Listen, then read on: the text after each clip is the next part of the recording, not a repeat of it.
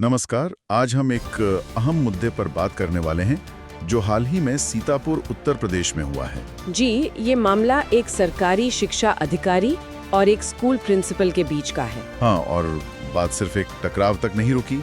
इसके बाद तो कानूनी कार्रवाई हुई, फिर लोगों का विरोध प्रदर्शन और अब एक बड़ी जांच भी बैठ गई है। बिल्कुल। तो आज हम इसी मामले की तह तक जाने की कोशिश करेंगे। हमारे पास जानकारी के दो मुख्य स्रोत हैं। कौन कौन से? एक तो अदालत का आदेश है जिसमें प्रिंसिपल की जमानत अर्जी खारिज हुई है, और दूसरा एक अखबार की रिपोर्ट है जिसमें इस पूरी घटना का ब्यौरा दिया गया है। अच्छा, तो मतलब कानूनी पहलू भी देखेंगे और जमीनी हकीकत भी। हाँ, बिल्कुल।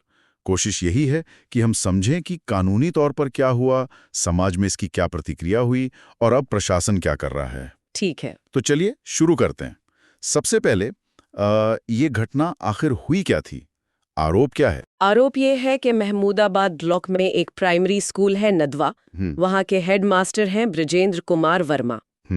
उन पर आरोप है कि उन्होंने सीतापुर में जो बेसिक शिक्षा अधिकारी हैं, मतलब बीएसए अखिलेश प्रताप सिंह, उनके ऑफिस में जाकर उन पर बेल्ट से हमला किया। अरे, एक टीचर पर बीएसए पर हमले का आरोप, ये तो काफी गंभीर बात है। हाँ, बहुत गंभीर। और जैसे ये आरोप लगा, फौरन कानूनी कार्यवाही शुरू हो गई। क्या हुआ उसमें?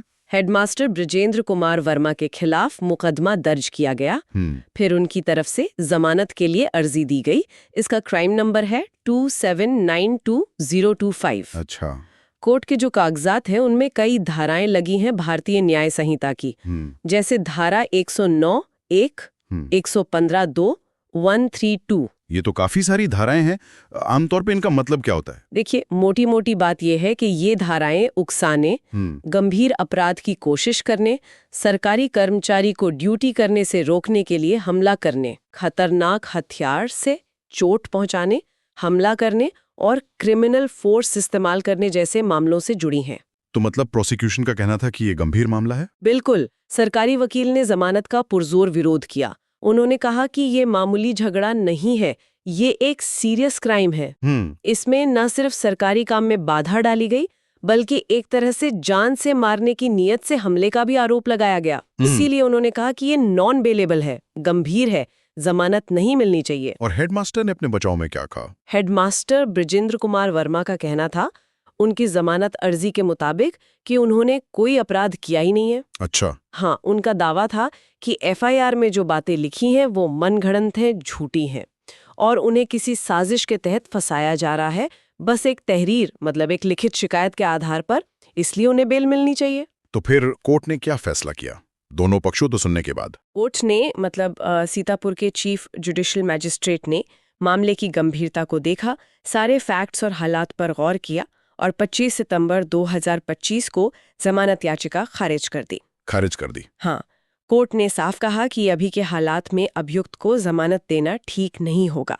तो इसका मतलब है कि हेडमास्टर वर्मा फिलहाल जुडिशियल कस्टडी में ही रहेंगे। तो कोर्ट ने पहली नजर में आरोपों को गंभीर माना है? जी बिल्कुल, प्राइमा फेसी जिसे कहते हैं। ठीक है, ये तो हुआ कानूनी पहलू। लेकिन जैसा आपने कहा, कहानी यहीं खत्म नहीं हुई। कोर्ट के बाहर क्या हुआ? हाँ। खासकर उस स्कूल में, नदवा में। हाँ, असल असर तो वहीं दिखा। ये मामला सिर्फ दो लोगों के बीच का नहीं रहा, पूरे समुदाय को इसने प्रभावित किया। कैसे? घटना के बाद लगातार 3 दिन तक नदवा प्राइमरी स्कूल का ताला तो खुला। अच्छा। वहाँ जो शिक्षा मित्र हैं, अनुराग श्रीवास्तव, वो भी आए। एक एआरपी यानी अकादमिक रिसोर्स पर्सन भी थे। ये लोग रोज टाइम पर स्कूल खोल रहे थे। तो फिर दिक्कत क्या थी? दिक्कत ये थी कि बच्चे स्कूल नहीं आ रहे थे। मतलब यूनिफॉर्म पहनकर स्कूल के गेट तक तो आते थे, लेकिन क्लास के अंदर जाने से मना कर देते थे। क्यों? असल में बच्चे और उनके पेरेंट्स सब मिलकर हेडमास्टर के समर्थन में स्कूल के बाहर ही प्रदर्शन कर रहे थे। ओहो, मतलब स्कूल के सामने ही धरना? हाँ बिल्कुल। टीचर्स ने उन्हें समझाने की कोशिश भी की, पर वो अपनी मांग पर अड़े हुए थे। और इसी दौरान वो एक दुखद घटना भी हुई थी शायद, बच्चों के बेहोश होने की। हाँ, वो बहुत चिंताजनक था। प्रदर्शन चल रहा था और शायद धूप और गर्मी बहुत थी। तो 3 बच्चे, प्रीति, नरेंद्र कुमार और सुनैना, बेहोश होकर गिर पड़े। अरे बाप रे। हाँ, वहाँ एकदम अफरा तफरी मच गई। लोगों ने उन्हें उठाया, छांव में लिटाया, फिर पुलिस की गाड़ी आई, उसी से पास के एक प्राइवेट डॉक्टर के पास ले गए। इससे पता चलता है कि मामला कितना गर्मा गया था और लोग कितने जुड़े हुए थे इससे। जी बिल्कुल, और बच्चे भी इस तनाव का शिकार हो रहे थे। तो माहौल जब इतना बिगड़ गया तो क्या किसी ने बीच बचाव की कोशिश की, कोई नेता या अधिकारी? हाँ, कोशिशें हुई। जिला पंचायत अध्यक्ष के प्रतिनिधि हैं शिव कुमार गुप्त, वो बीजेपी नेता भी हैं।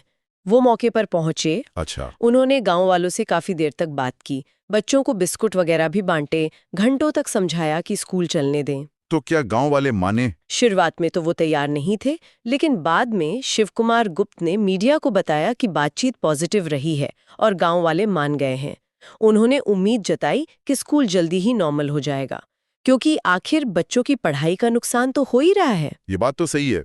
एक तरफ प्रिंसिपल के लिए गुस्सा या समर्थन, दूसरी तरफ बच्चों की पढ़ाई की चिंता। हाँ, और यही बात बाद में भी सामने आई जब मामले की जांच करने वाले अधिकारी एडी बेसिक श्याम किशोर तिवारी गांव पहुंचे।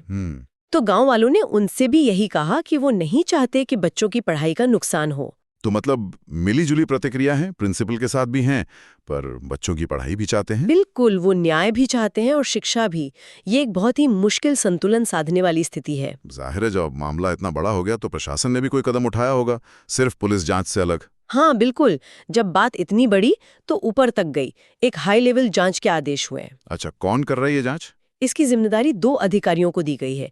एक तो मंडलीय सहायक शिक्षा निदेशक बेसिक है श्याम किशोर तिवारी, और दूसरे सीतापुर के जो डीएम हैं, उन्होंने सिधौली तहसील के एसडीएम को इस जांच के लिए नामित किया है। तो ये दिखाता है कि प्रशासन इसे सिर्फ लॉ एंड ऑर्डर का मामला नहीं मान रहा। नहीं, बिल्कुल नहीं।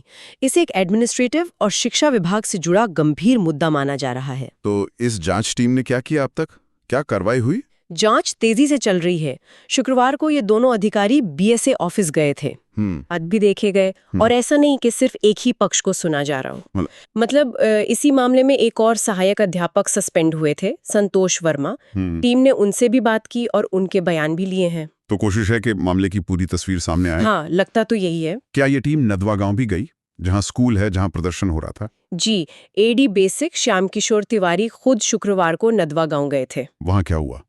उन्होंने पहले स्कूल देखा, वहां के इंतजाम देखे, फिर बच्चों से बात की, खासकर उन बच्चों से जो बेहोश हो गए थे। गांव वालों से भी बात की और जो वहां की ब्लॉक एजुकेशन ऑफिसर है, बीईओ सीमा चौहान, उनसे भी लंबी बातचीत हुई। गांव वालों का क्या रुख था जांच अधिकारी के सामने?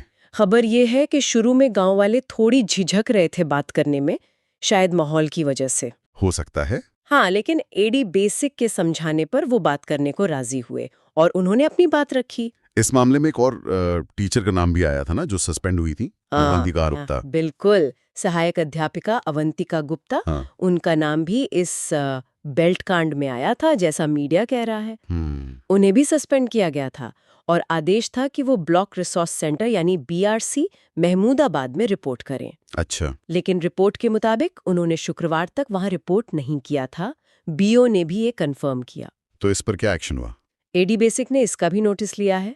उन्होंने अवंतिका गुप्ता को फोन करके कहा है कि वो अपना लिखित जवाब भेजें। मतलब जांच का दायरा काफी बड़ा है। बीएसए, सस्पेंडेड टीचर, गांव वाले, बच्चे, बीईओ, सबसे बात हो रही है। जी। अच्छा, स्कूल तो बंद था, उसे चलाने के लिए क्या कोई इंतजाम किया गया, बच्चों के पढ़ाई का नुकसान रोकने के लिए? हाँ, प्रशासन ने कदम उठाए हैं। जो शिक्षा मित्र थे अनुराग श्रीवास्तव, वो तो थे ही। उनके अलावा 2 नए टीचर्स सदगुरु और सुनील कुमार को फौरन नदवा प्राइमरी स्कूल में तैनात कर दिया गया है, ताकि पढ़ाई शुरू हो सके। हाँ, कोशिश यही है कि बच्चों का नुकसान ना हो। एक और चीज की काफी चर्चा थी, कोई ऑडियो क्लिप वायरल हुई थी, उसका क्या मामला है?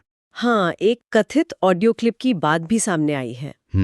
लेकिन इस पर एडी बेसिक श्याम किशोर तिवारी ने बहुत ही समझदारी वाला स्टैंड लिया है। क्या कहा उन्होंने? उन्होंने कहा कि देखिए, आजकल एआई यानी आर्टिफिशियल इंटेलिजेंस का जमाना है, ऑडियो बनाना बदलना सब मुमकिन है। बात तो सही है। हाँ, तो उन्होंने कहा कि बिना फोरेंसिक जांच के इस ऑडियो की सच्चाई पर कुछ भी कहना ठीक नहीं होगा।